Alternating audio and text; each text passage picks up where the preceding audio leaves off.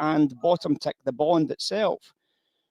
Now, obviously, one of the things that we're looking at is different ways to understand auction processes, for example. It's very important to us that we get through this as a particular process. And one of the key clues we have, of course, is, for example, max. So when we look at max itself, you'll see that we had a bit of a problem in here. Obviously, when we started to see the divergence, at least we had a divergence coming in.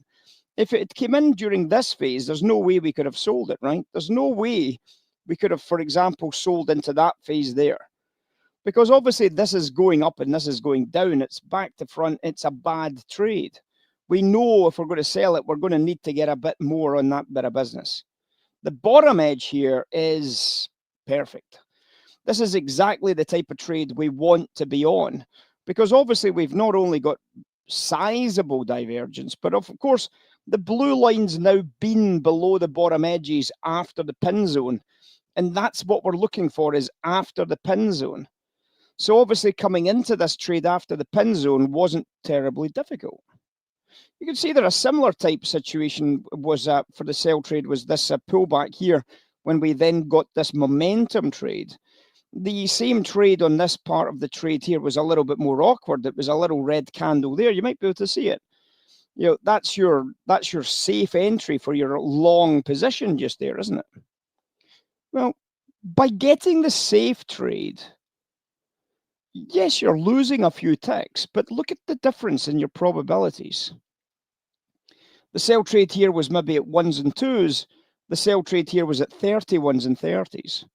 So the maximum difference between the two prices was maybe 4 ticks. That's a lot of money on bonds, of course it is. But look at what happens. When you're getting that sell trade, I mean, the drawdown in that trade is 0, and you're not guessing about it turning.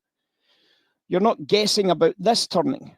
You've already seen it turn by the time you get that trade. The drawdown in that trade, 0. And off she goes like an absolute rocket ship. So getting the safe trade can be really, really, really quite useful.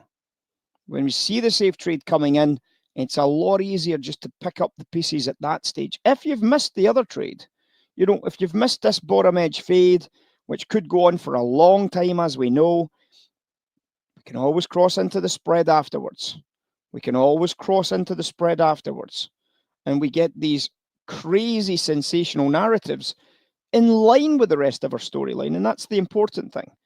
It's not about the storyline as one piece of a jigsaw puzzle. It's the storyline in multiple pieces simultaneously doing the same thing, isn't it?